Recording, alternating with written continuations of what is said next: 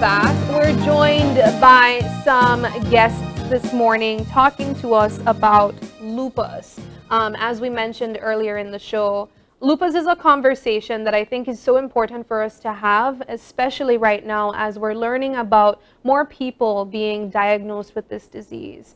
It's a lot of questions when it comes to lupus, and of course we'll be getting some answers by persons that have lupus and also a professional. So we have with us Arlette Gomez, and she is the president of the Lupus Association. Good morning. Thank you. We also have Dejanira Thompson. She is the vice president of the Lupus Association as well. And Dr. Jorge Hidalgo, he is an internist. Good morning. Good morning. Thank you so much for being having here. us. Yes. Yeah. I want to start the conversation by just really touching on what I mentioned in the intro. There are more people being diagnosed with lupus, or more people that we're learning about. And I think it makes the conversation more prevalent, and I think it's so important for us to have. We had on the show last week Vicky Samos. Yes. She is 14 years old, a second former in high school. Yeah. And we also learned that her kidney is also compromised because of this disease. And truly, it's such a sad story. I mean, Yeah. she by all accounts should be living the life of a teenager. Yeah. But, you know, we had interviews with her at the dialysis unit at KHMH. And I'm sure there are even more grim stories of persons that are battling lupus. Could we start with what is lupus? I think Doc should take that one.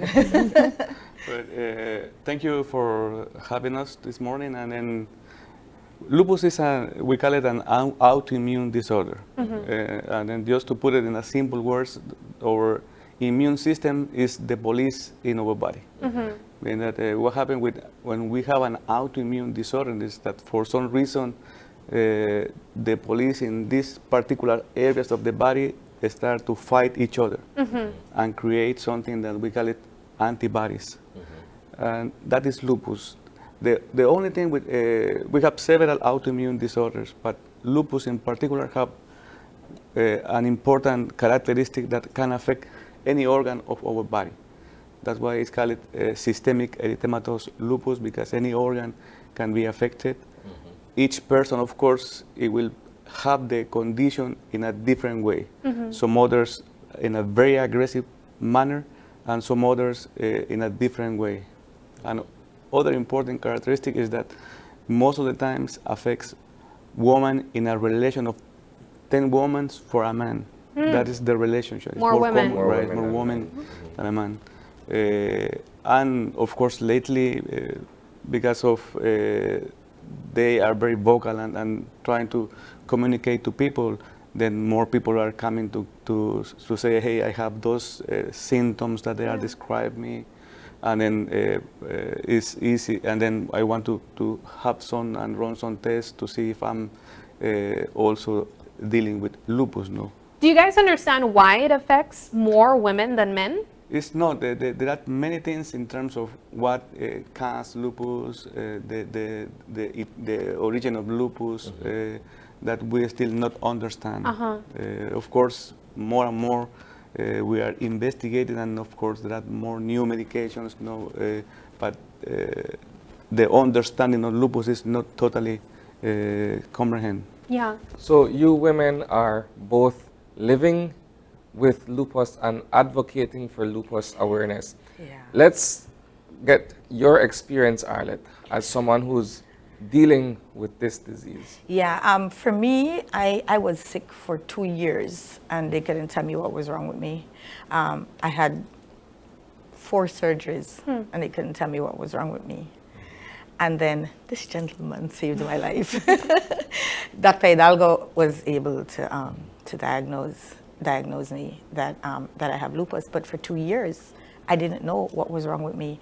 And then when I was told that I have lupus, my first reaction was, what is that? Yeah. And I can't have that, you know? And so I was basically living in denial. I was like, no, I'm good. I don't have this. When I started to read up what it was, I said, I don't have that. And then when I realized that something is really wrong, take this medication. And I started to take the medication, so many different side effects and different emotions and all of that came with that too. So that was an added thing to all the pain and everything that I was going through. But once I got myself in the mind frame that you have this thing, you're going to be living with it for the rest of your life, and I have to find a way for other people to know what is this we're going through, because somebody might have been going through the exact same thing that I was and didn't know that they had lupus. And so I joined the organization, and we started to advocate for lupus. I think for us, lately, for most of the time, you have Lupus Awareness Month in the month of May, and then we're kicking up, and then for the next 11 months you go dormant. But we're trying to change that narrative now, and we're going to try to push through for the entire year. Everything that we do is voluntary, so it does take a toll on us because we're always so fatigued. But most of us have learned how to do a little bit of mind over matter and push through to make sure that we get the information out. It's all about creating awareness and education so that people can understand what we're going through, because not because you don't see it means it doesn't exist. Is it, I mean, yeah. I love that you said not because you don't see it does not mean that it does not exist. Right. Because it seems like lupus is what you'd consider a silent killer, something kind of like what we would associate diabetes to be. Is it something that you don't detect it until it's more severe? We call it the gray simulator. That's what we call it lupus, because lupus can essentially simulate any kind of condition. There are patients that, as in other conditions, that essentially that we say it present like in the book. But there are some other, and most of the cases are very challenged to diagnose because the symptoms, the presentations are completely different and very difficult to pinpoint. Okay, this is lupus. We normally say, okay, and if you go to the internet, they will say, okay, we have the butterfly rash, pain in the joints, skin symptoms, rashes. Oh, that is lupus.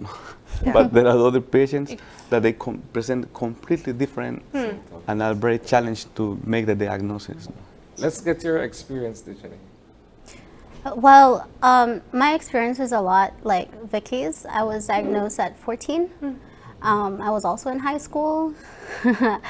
As Ms. Arlette said, when I heard I was positive, I didn't know what it was, so I was like, oh, okay. My dad is diabetic, so I said, okay, well, he looks fine. I just went about my day, and I think I gave Dr. Hidalgo a lot of headaches because I didn't follow orders. But I was lucky because for a lot of people, it takes years to diagnose.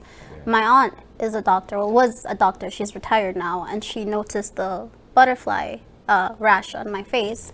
And I just figured, okay, it's acne, it's the sun, I'm a teenager, PE. We did a biopsy, we did the blood results, and it came back positive. I've been through probably most of it. Kidney, I mean, not as bad as Vicky. Liver, I was in a coma in 2015. I have Dr. Hidalgo to thank for that as well. But a lot of it has to do with what Ms. Arlette and Dr. Hidalgo says. It has to do with making sure you have that support. That is what got me through it. The support and the mental health that you need to have. Because if you're rejecting it in your head, your body will automatically reject and not want to fight. So I empathize with Vicky. I actually am in communication with her because I remember how scary it is, and I have to give big kudos to Mr. Diego and his wife. And that's why I told her, you know what, I'll be the person that you want to vent to, because I used to hate seeing my parents go through that and seeing my family go through that. And I wouldn't say I have pain until like I would end up in the ICU or something. And Yeah, I that's said, what we do. Yeah, we hide it. We internalize We because do. we hide don't it. A lot want of the to times stress your family people. don't know what And you're going through. the truth is that every day almost every day we're in pain. It's just that we've managed on how to cope and have a somewhat normal life with it. We have to learn our bodies and really figure out what's really good for us. For example, I can tell you, and I say, hey, I feel like my eyelashes hurt today. And you would look at me like, Yes. what? Exactly. Yeah, I we look do at Miss that. Arlette and I said, my eyelashes are really hurting. And she's like, girl, I feel you. Yeah. And that is what Yeah. we're trying to create, because it's very important to have people not feel like they're alone, not feeling like they're going crazy. And like Dr. Hidalgo said, it's very important to, if you have these symptoms, please Get tested. get tested, because it's also very dangerous if you think you have lupus and you're taking medication for it, because these meds are also damaging to the body. So that's why we're raising awareness, because one, we want to make sure that you have the correct diagnosis, you have the support. Over the years, we've had a lot of sponsors, a lot of donors, and I think one of the it's very things we have good. to stress too is our mental health. Yeah. We have to really and truly make sure that you take care of your mental health, because we feel like we don't want to be a burden on our families. We don't say anything that we're going through a flare. Like I was in one last week and nobody knew until Dejanira said to me, something's wrong. Yeah. What's going on with you? You know, because we're in the throes of planning Lupus Awareness Month and we're so focused on that, we are not paying attention to our bodies. And so our mental health has to be very, very something that we really take care of. Is lupus a disease where the conditions can perhaps go into recession, or is it you can treat it as such? Yes, lupus is a condition that at the beginning causes a very, very overwhelming inflammation in the body. I mean that the main thing at the beginning is to try to control the inflammation. And that once the inflammation is under control, then we use different medications. One at the beginning, and then after that we use medications to try to keep the inflammation under control. And that several people during periods of time they can go into that we call it remission, or the condition is lapse. But for X or A, B, C circumstances, then we can have also a flare. It could be a flu, or sometimes could be something just as Ms. Arlette say, the stress and a stressful situation. It could trigger an acute attack of lupus. I mean that's why we have several treatments and several strategies, depends on the stage of the condition. I wish I knew what remission was. You've never felt it? Never, never. And I also want to mention the cost and the expense. You know, it's a very expensive disease to diagnose and to treat. Right now I'm on 3 different medication. One bottle is $103. So this is why we have to stress why we work so hard to create the awareness, create the education, beg for support, so that we can help people who need the support and cannot afford to go for a consultation, or cannot afford to take their labs, or can't buy their medication. So we do what we call medication assistance drive. That's what I was about to ask. We do that. We try to do it every quarter, and for our members, and it helps. It really helps a lot. And we have some of our members who say, I don't need it, give it to somebody who needs it. My insurance will pay for it, so go ahead and give mine to somebody else. When we have people who need to take, like we have a young lady who, somebody told her she had lupus. She isn't diagnosed, but then she's taking lupus meds, we can't have that. So once we're aware of that, we will try to help, come on, let's get you diagnosed. Let's see how we can assist in getting these tests and so on paid for. What's the process of diagnosis? Well, the first thing is to have the symptoms. When we have the symptoms, then we have a clinical suspicious that lupus is probably one of the conditions, and then the next step is we need to send some tests. There are some general tests that it will help us to narrow the diagnosis, and then after that we need to send some more specific tests that we call it that will confirm the diagnosis. Okay, so it's basically adding them all up together. It's a pretty penny. Yeah. I mean, we know the importance of testing early, but for our viewers that may feel like something is wrong with their body and they just can't pinpoint what it is, and hearing some of the symptoms that you ladies had, kind of recognizing that they may have something similar, could you express the importance of testing as early as possible? Why should you check as early as possible to find out if you have lupus or not? Yeah, the importance of knowing is because, as we mentioned since the beginning, and as the name says, it's a systemic conditions. It can affect any organ. It can have problems with your blood system, heart conditions, neurological conditions, skin problems, kidney issues. When the condition is already advanced, then they can have, as you mentioned already, patients with acute kidney failure as a result of lupus. I mean, the symptoms at the beginning could be just tiredness, fatigue, patients start to losing hair. The most common symptoms are skin rashes, the butterfly rash in the face, ulcers in the mouth. Those are the most common ones. Mean that if you have those symptoms, then you need to go with your family physician and trying to ask if something that can lead to lupus, and then that other tests can need to be done. Is this a disease that moves very fast on a decline? It varies with people. There are people that they have lupus in a very aggressive manner, and there are some others that they have lupus and they have been there with minor symptoms over the years. No, Okay. And it varies with people. It could So be you never know. really aggressive, Yeah. and it could be just. The thing is, we don't want to take a chance with Yeah. that because, like, for example, I'll use my experience. In 2015, I was not mentally okay. I was going through a lot, and I was not paying attention to my body, and my lungs shut down. And by the time I actually felt the pain and I got to Dr. Hidalgo, I believe I was going into septic shock, and that means all my organs were failing. So, I mean, imagine if I didn't get there on time, it would have been, I wouldn't be here. So that is how important it's very, very important to get it done. And that is why we're doing the awareness. We're doing, we have Pop Day, we have the walk, we're incorporating the Butterfly Gala. I'll have Miss Arlette talk about those events because we want people to be more aware, to say, hey, it's not something to be ashamed of.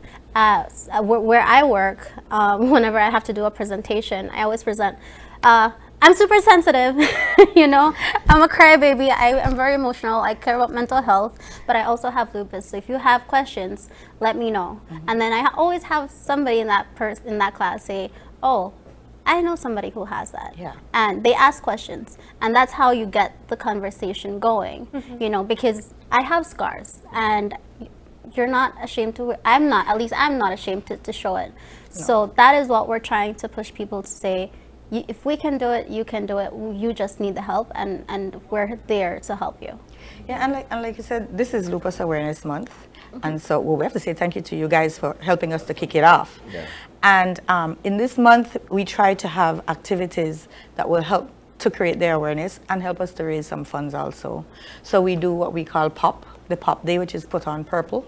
We ask persons to wear purple on that day and create awareness. We ask businesses to please have your employees wear the purple or buy one of our t-shirts and wear them on that day and give us a donation so that we can continue to help our people who need the assistance. And so on the 12th of May, that is what we call Pop Day, Put on Purple. And then on the 20th of May, we're having the walk. We walk in the evening because the sun is not our friend. Yeah. So we walk in the evening. The sun doesn't like us at all. So we do our walk at 5 o'clock in the evening. We start at the Civic Center and we go through downtown Belize City to Memorial Park. And again, we ask persons to come out, businesses come out. We really do get a lot of support from a lot of the businesses in Belize. Like BEL is always one of our biggest supporters. They have had me do presentations to their staff for them to, you know, be aware of what we're doing and, you know, what lupus is. We have companies like Auxiliary who have given us quite a substantial donation earmarked just to help people with medical assistance and and their medication. So, you know, that is what we're trying to foster. Create awareness, get people to understand what it is and to support us, give us donations so that we can buy these medications because it's so expensive. And this year, we're venturing out, we're taking a bold move, and we're having our first annual butterfly ball. Well, butterfly because of the rash that we have on our faces.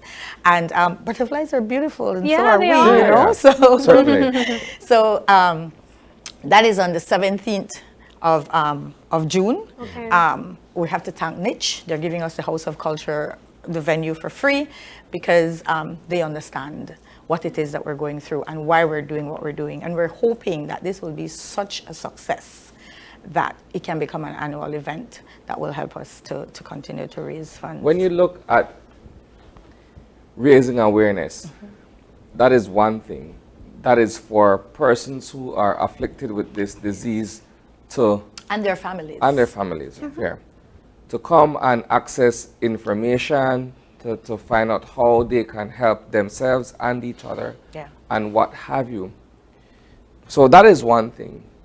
But how do you sell yourself, so to speak, as an association? I say that because everybody knows the Cancer Society. Everybody knows the Belize Diabetes Association. But perhaps in the grand scheme, the Lupus Association may not be as well known. So how do you now market yourselves to be able to either attract more funding or for other people to know that you do exist? Right, and that is why I said that we doing the June. do all we're doing, and to make sure that we don't go dormant for the next 11 months, because that has been what's been happening, and so we have to keep the momentum going. The momentum going. We have to keep the association visible, so that people know that we're a viable option for them to come to us if they're in need. We have a support chat that has in almost 100 people who have lupus, and there are so much more out there, and some who don't, because our family members, they have it too, you know. When they have to go through this with us, and when we're in the hospital, and when they have to be there with us, suffering along with you. Right. So that's the idea. We don't have a secretariat like these other bigger organizations. That's one of our goals, to be able to have people to walk in and access information from us and speak to us, get doctors to come in and volunteer maybe once a week to see our members. And you know, and we want to attract membership. Because not because you're part of our support group, it means that you're a member of the association.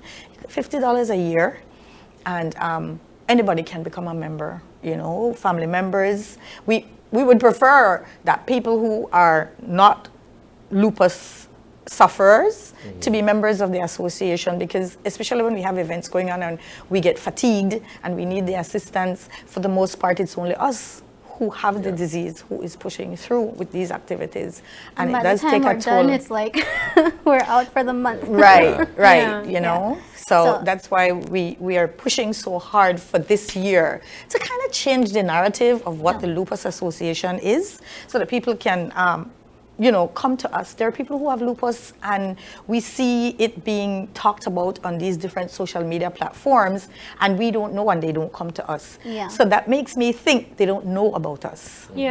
Right? And we have to change that. We have to give big kudos to Laterville Highlights. They're the ones that have sent people to us, and then we contact them because I'm the person who runs the Facebook page. All of our information is on the Facebook. It's Lupus and RA Association of Belize. I know sometimes people aren't comfortable joining a group immediately because they want to process things.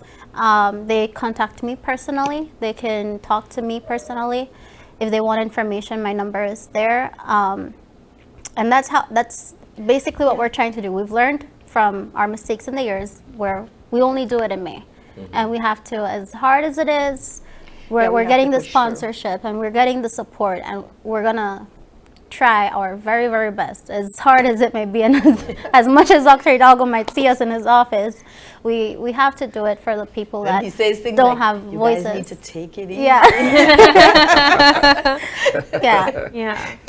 So, All right. But I think we have to say really and truly thank you, especially to a whole lot of people. But I know sometimes we embarrass him when we do what we do most of the time, and we talk about how. For me, I tell people he's my hero. Yeah. He's a hero for everybody. Right, And he may be very humble and modest about it. Yes. But everybody knows Yes. that Dr. Hidalgo Yes. is a superhero in Belize Yes. where medicine is concerned. Yes. And we can call him at any time. You know, you send him a WhatsApp and he's going to answer you. There's never a time that I have not WhatsApped Dr. Hidalgo and I have not gotten a response. You know, so we really and truly have to say thank you. And he has offered his services to us so many times, you know, and we have to say thank you. And even to companies like BEL, who has always been there and shining a light on lupus and what it is. We have to really and truly say thank you to Niche, who's on board with us now. Alta Resources, they're coming on board to help us with these kinds of fundraisers so that we're able to help our people. We have Madiska, who is on board with our ball. We have Brody's, who has come on board with our ball. And speaking of Brody's, I have to talk about Vicky a little bit. We got a family member of mine lives in the U.S. donated some money to Vicky. Wonderful. But, yeah, she donated through our association and asked that we turn it over into making it a little bit more. And so we're going to be having this big raffle with some big monetary prizes. Yeah. And all the proceeds will be going to Vicky. Wonderful. I know that her family will appreciate it. And she is such a light, like, sweet girl. She's like that. She's such a sweet girl. Brave. And I said, yes, you are. Yeah. We're going to get through this. Yeah. And we're going to help her. Yeah. And just one more thank you. Over the weekend, somebody did contact me, Mr. Michael Middleton. And he gave me this book for the association. He said he wanted to actually lend it to Vicky, so I can lend it to her and her parents, but he wants it to stay with the association so we could pass it on just so people could learn. The reason is because we want to give in honor of his daughter, Danielle Middleton, who unfortunately she passed away in 2010 at the age of 14. And that is because he said they were not aware of all these medication and the remedies and how to cope with it. Yeah. So a big thank you to Mr. Michael, and that is the kind of people that we need on board as well, that we feel your hurt, we can empathize, we see, the struggle. So it's not just people that have it, anybody, it could be a friend, it could be anybody, it could be you guys, Speaking to Mr. Samos out at the barbecue sale, because we were out there helping, and I said to him, I've never dished out so much beans and coleslaw in my entire life. But first for everything. Yes, but the sense of accomplishment that you feel in helping people, it really motivates you. I went home and I was tired, my ankles were swollen, my bones feel like they were shattering, but that was not my focus. My focus was I'm helping a fellow person who has this disease, and look at the awareness that we're creating. And to see how many people supported it, it made me proud to be a Belizean, to see the support that Vicky got. It was just amazing. And again, we have to understand that lupus, because it is so hard to diagnose. Like I said, for me it took 2 years. And if you have one symptom, please get tested. Yeah. Please, we beg people, if you feel anything at all similar to what I am saying I am going through, please get tested. And I believe there's some doctors, I would not know, Dr. Hidalgo, at KHMH, some internists, because that would be the best, I believe. Yes, but as I mentioned, the most important thing I believe is if those symptoms or you feel anything that it could lead or make you think that you have lupus, just trying to get in touch with your family physician and ask for directions. I believe they will guide you as go and to the closest place to get tested. No? All right, well, guys, thank you so much for joining us and sharing more information on lupus. As you mentioned, it is Lupus Awareness Month. So to our viewers, if you feel like you have lupus or you know someone that may have lupus, reach out to your family physician and find a way to gather a diagnosis if possible. If you know someone that's with lupus but don't know how to gather resources or feel like they can't afford it, reach out to the Lupus Association and they will be able to assist you with more information on how to get these resources. Thank you guys so much for joining us. So much for having us. Thank you. All right. So we're going to take a break, and when we come back, we'll be wrapping up.